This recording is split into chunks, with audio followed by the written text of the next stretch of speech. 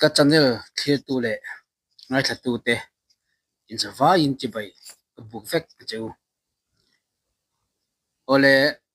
pointi kan chia khat ta dewa tu tu ma hiam pointi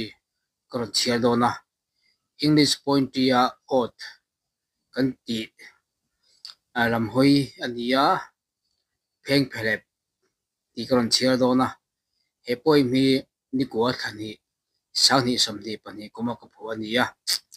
lockdown lai ania quarantine ania kanin chunga ilum ai pa in le kabu ko chiar mai mia chumi lai chuan pheng phele var hiran thokin kan pangpar ka bulvel mi hi aran boma chumi ka ngai tua chumi atanga ka ngai to na kal zel atanga e poi mi ron piang chuak ani di tan ran se mi sa ani e ole chia tanang le khuare duan moi ni anang mange chun shin nawiang nun tui tulen silo chol na nema tui thau malen si kha nem kha za pa pheng phelep ilo chan le thai phung choya rong moi to thiam walan zemoi tial tin choirem ni si leilo rong rang zetin choya zap tha zara kan run zar hi par moi ilo bel le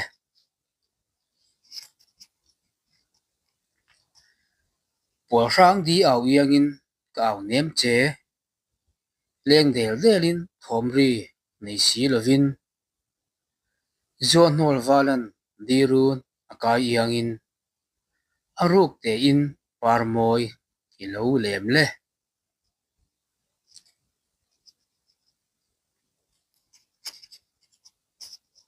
an ka bia nem thum tin min hlan lo hian par moi chain ni chhun min toi puya khua duan dan mun silo zun chol min ban ngai ruat lungril han nen ni len min nuam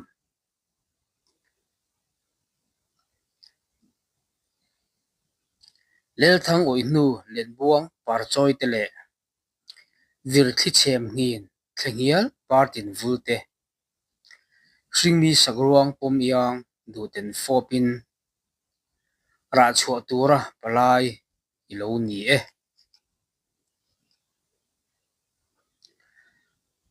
parfum choi nen torem reng emin ni nang tui rong moi sagruang moya zultun par moi chaya fuleng ilim thamoi hlo tui luanin thei thiam anem kai le